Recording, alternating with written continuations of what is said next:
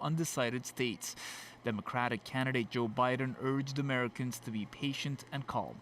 It's clear that we're winning enough states to reach 270 electoral votes needed to win the presidency. I'm not here to declare that we've won, but I am here to report that when the count is finished, we believe we will be the winners. The Democrats' path to the White House hasn't been as simple as many pollsters had predicted. Last night's unclear results led Donald Trump to falsely claim victory. We were getting ready to win this election. Frankly, we did win this election. We want all voting to stop. The Republican president also raised the specter of a legal battle last night. So we'll be going to the U.S. Supreme Court. Following through with an announcement, the Republicans filed a lawsuit in Michigan to halt counting and an ask for a recount in Wisconsin, narrowly projected to fall to the Democrats. All the uncertainty leaving voters in dismay. The whole system needs to be fixed. I think it's really about having determination to count every single vote that was placed and be restrained. It wouldn't be the first time voters face uncertainty. 2 decades ago, it took the U.S. Supreme Court 5 weeks to decide George W. Bush would become president instead of Democrat Al Gore, something the Republicans well remember. The big difference now? All those mail-in ballots far greater in number because of the pandemic, and far likelier to push the scale toward a Democrat win, something Trump knows all too well. Rafi Boudjikani on CBC News, Washington. And we turn now to one of the tightest races in the country in Michigan, a battleground state that Biden has successfully flipped, a state Trump won 4 years ago. Our Katerina Georgieva joins us now live. You were talking to voters late into the evening, early into the morning. But first, what's been happening this afternoon and today in this key state? Well, Chris, it's been an absolute whirlwind, an extremely tight race, but CBC is calling it. Other networks are calling it. Joe Biden is the winner in Michigan, and this is a really important victory for him because Michigan is one of 3 key states that, could potentially call the whole election, and so much so that President Trump was actually threatening earlier today potential legal action to stop the counting of votes in Michigan state. But so far as we can tell, no halting has occurred. But this really did echo a baseless announcement from Trump earlier today in the wee hours of the morning, where he called the election a fraud, and he really attempted to cast doubt on millions of votes. Here's what one analyst in Michigan had to say about Trump's approach. I think it's fair to say that the president and his campaign will throw everything but the kitchen sink at those areas where he can hope to perhaps reverse the decision or change it in his direction. Most prognosticators and analysts are seeming to say that that's probably not going to be successful. Chris, I do want to reflect back on how this race has played out. Back in 2016, Trump did win Michigan by a very small margin, and he was hoping to repeat that. When the early votes were coming in, he was in the lead. But then once we saw those mail-in ballots start to come in, the tide started to change. Biden took the lead, and of course, that changed the course of things in this state. So certainly, an edge of your seat sort of scenario for anybody who was following along, Chris. That's right. A lot of people refreshing web pages. Katerina, we've got a lot of Michiganders here in our city, in our region. What are you hearing from them today as this whole thing plays out?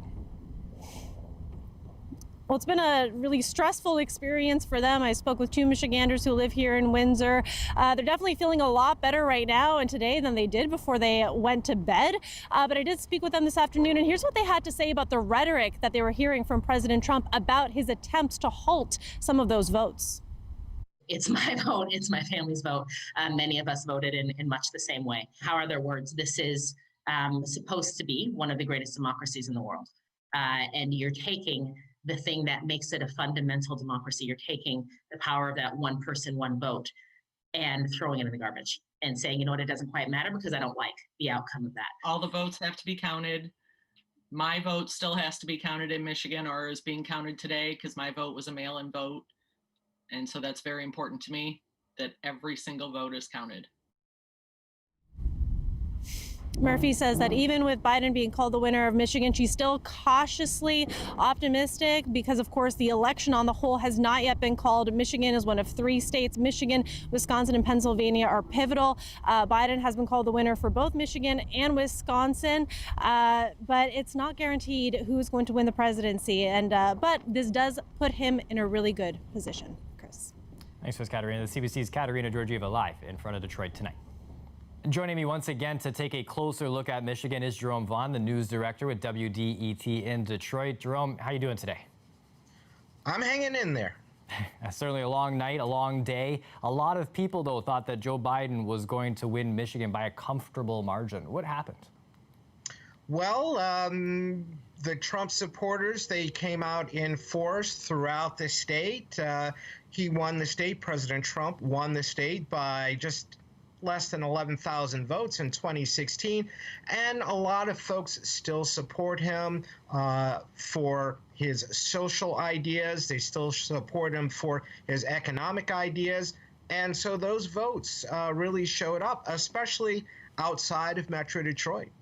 Yeah, nearly all the results in from Michigan. When you look at that breakdown, what are you seeing as far as where voters are placing their ballots as with respects to Biden and Trump? Well, much of the state of Michigan is really Trump country, places outside of what we would call the I-94 corridor, the freeway that runs from Detroit to the west side of the state. So much of the rest of the state, north of that, is very pro-Trump. The bulk of the Biden vote comes in the big cities. You're talking Detroit, Ann Arbor, Flint, Saginaw. Those are a lot of places where the Biden vote has been concentrated, and it's where the votes tend to take a little longer to count. And just when we look at that ballot again, Windsor and Detroit, big automotive towns, tight ties. How did that industry play when people went to the ballot box? Well, that's an excellent question, Chris. One of the things that President Trump has been successful in getting has been really union workers. Traditionally, that has been a Democratic stronghold, but over the last many years, that connection to the union has really started to lessen. We really saw that for the first time back, in 1980 and 1984 with the Reagan Democrats. And so that tie has not been as tenuous, has been more tenuous. And really the union support pretty heavily was for President Trump this time around. And speaking of President Trump, his call for a halt to the counting of votes this afternoon, what reaction did that create on the ground? Well, in Detroit, I would say a mix of laughter and anger in the sense that Detroit is this city that is almost 80% black. The right to vote is something that was very hard won for African Americans in this country. And so they're not going to give that right up very easily, especially when a white president with who has at times supported the idea of white supremacy, is calling for that. And so Detroiters have really sort of dug in to fight that. The votes are still being counted. And there are a lot of theatrics involved in what's going on right now here in Detroit as far as, poll watchers trying to get in. And when they know that there's a cap on the number and that cap has already been reached, and folks banging on the windows and trying to intimidate the poll workers, the poll counters. There's a degree of theatrics involved. We'll see what the legal situation is in the next few days as this goes on. But the count continues at this point. It's certainly something for us to keep an eye on here as well. Thanks for this, Jerome.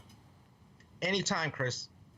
The University of Windsor responding after 2 professors used the N-word during classes in separate incidents last week. CBC's Tamina Aziz reports some on campus say the response doesn't go far enough and that it fails to include sufficient concrete actions. The University of Windsor says it recognizes the pain, trauma, and violence associated with the N-word. It issued an apology but recognizes this isn't enough. It's responding to 2 separate incidences of professors using the N-word in classes. One incident took place last week when a professor was warning students about offensive language in a book she was assigning them to read. The statement makes reference to another incident that took place with another professor the same week. The statement says, quote, "The university is working with the entire campus community to listen and learn, to develop clear understandings of the history, impact, and implications of using this word."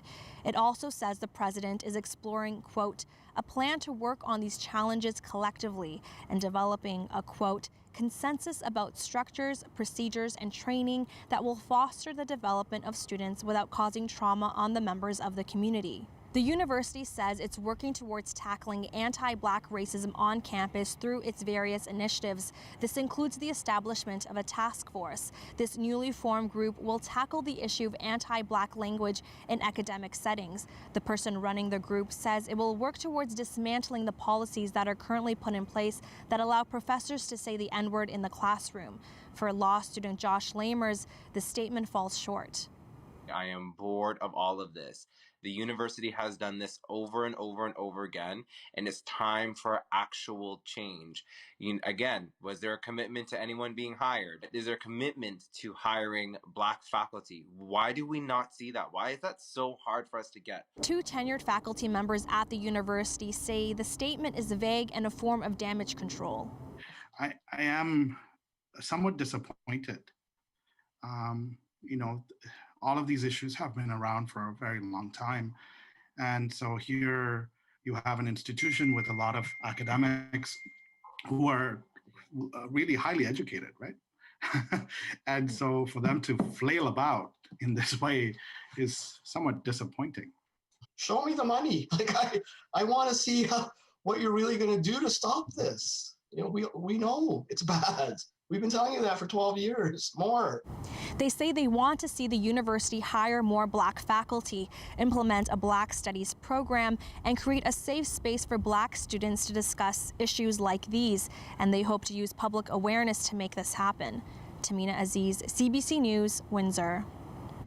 It was the tent city, and we've worked together with our community partners because really this is a social issue that's happening in our city, and the police service is assisting with that. And my understanding right now is that all of the community members who were living in the tent city have been relocated. We worked very hard with our community partners, we supported our community partners in that to find residents for those members. This here is a look at that process. People near the downtown core have been forced to leave. Police made sure the area was cleared out. Volunteers helping them move out their belongings as well. Crews were clearing out debris left behind. The owner of the property also owns the CBC Windsor building. The property manager says the city issued the order for removal. The city says it's between the landlord and police. Windsor's police chief also says that they have made an arrest in connection with a string of shootings in the city last month. Police say it's the same person who was arrested on October 25th in Chatham, Kent, on a weapons charge. I think we do have a handle on it, yes. So some of them are connected, some of them aren't, but there were a number at the beginning that were, and we're still investigating some of the more recent ones. Now, she says that some of the shootings are drug-related. Meanwhile, the mayor honored the police service during that event today for their work over the course of the pandemic. The plaque presentation was part of Crime Prevention Week activities. Mizuno says the pandemic played a role earlier this year in reducing some crime. I think there has been a slight decrease in crime, but I think, it depends on the season and the month, so there's always fluctuations in that, but there has definitely been a slight decrease. I'm sure that has something to do with the pandemic, but lately, I think as of late, we've also seen an uptick again. And she added that crime prevention is achieved when the community cooperates with the police to keep the city safe. Both the Windsor-Essex Health Unit and the provincial government recently unveiled new alert systems for COVID-19, but they seem to contradict one another. The local health unit puts Windsor-Essex at a medium alert level, but the province is proposing the region be put at its lowest level. The CBC's Sanjay Maru breaks it all down. This is where the province proposes Windsor-Essex fall on its pandemic alert system, the lowest level, green. But the local health unit has Windsor-Essex at orange, the second level. So what's the deal? The Windsor-Essex Health Unit unveiled its alert system last week, providing 3 pandemic statuses. Yellow for low, suggesting the spread of COVID-19 needs to be monitored but is under control. Orange for medium, suggesting a growing concern. And red for high, requiring assistance from public health. But days later, the province rolled out its own alert system.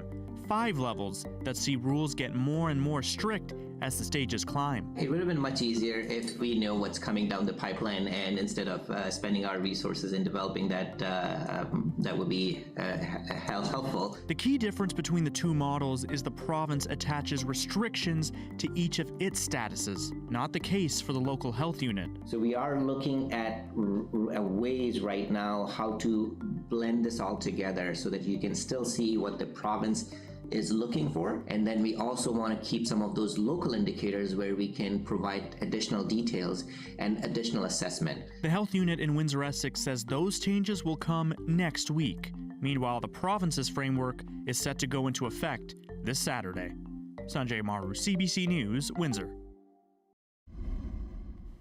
Now, we asked the province today about what Dr. Ahmed said about liking to see better communication from Ontario's government. Here's what Ford said today through a spokesperson. Throughout the pandemic, the province has worked in conjunction with our municipal partners and the local medical officers of health as our province has collectively responded to COVID-19. They will continue to be consulted on an ongoing basis. Another look outside there from up above. That warm streak continues. The sun isn't going away. Colette Kennedy is going to give us the full forecast next.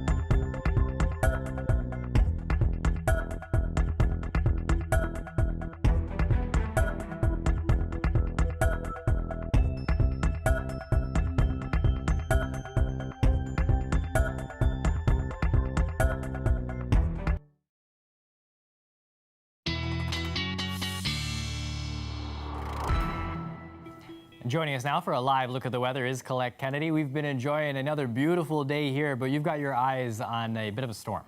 Yeah, and what's going on in the tropics, it seems so unfair when we have such beautiful conditions here, and I am going to get to those. But I do just want to give an update on what's going on with what is now Tropical Storm Eta, Category 4 hurricane yesterday that made landfall along the coast of Nicaragua, now crossing the border into Honduras. But we're talking about, in some cases, over 3 feet of rainfall in here over the couple of days as it's moving through. So river flooding, flash flooding, also some landslides in here in the higher terrain. So some real concerns. And then obviously with the kind of season that this has been, I know we're into November, but hurricane season goes to the end of November. This is one of the strongest storms it was as it came in that we've seen into the month of November. And where does it go next? Well, is it going to be coming back into the Gulf?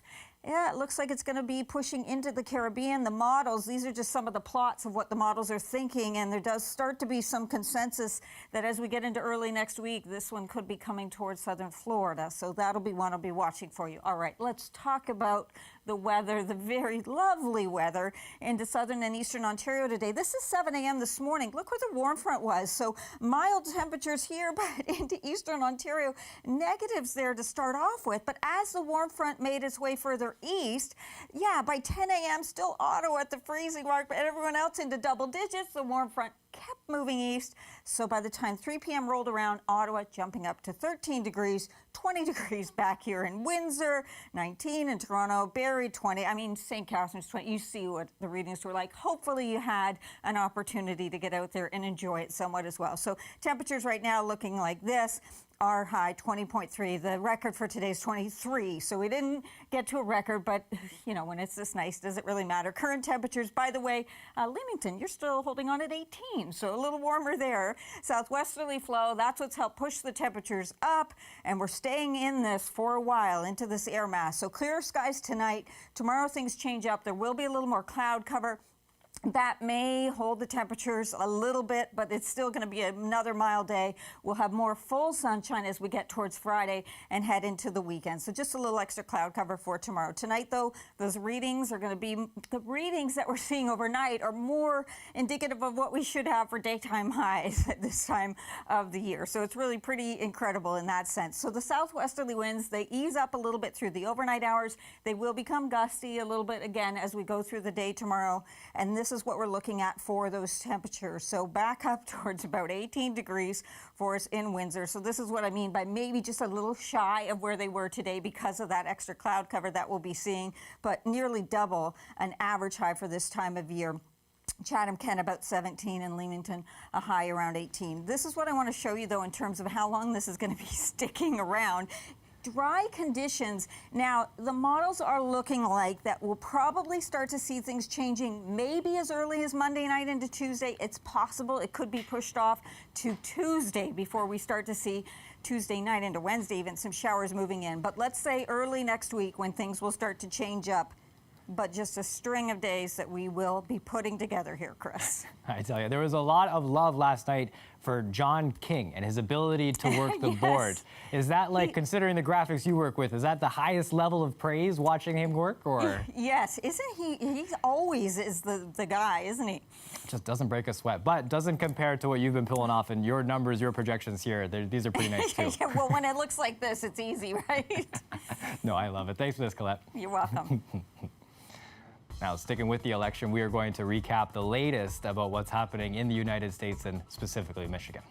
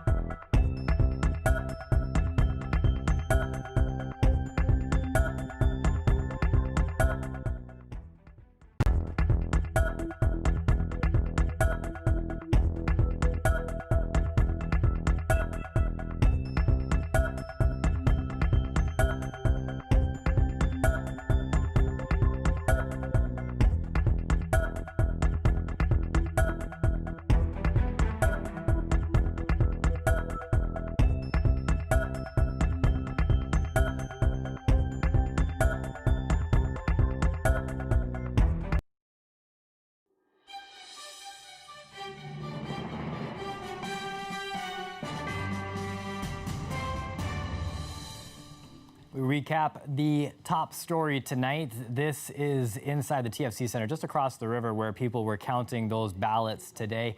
Joe Biden, the Democrat challenger, is the person that CBC is projecting to win the state of Michigan. Biden coming from behind in the vote as more mail-in ballots counted today. Donald Trump's campaign threatened legal action to stop vote counting. And although we don't have a winner for president yet, the state's 16 electoral votes does put Biden within striking distance of the Oval Office. And if you were tracking that Senate race as well, the Democrat Gary Peters in a slight lead there, but it's something to keep an eye on as those votes continue to be counted.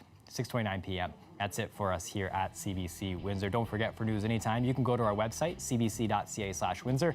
We're on social media too. You can check us out on Facebook, Instagram, and Twitter. We live stream the show on Facebook and Twitter every night as well. Power and Politics is up next. You're going to enjoy tonight a Canadian perspective on what's happened across the river. Thanks for watching. Have a wonderful evening.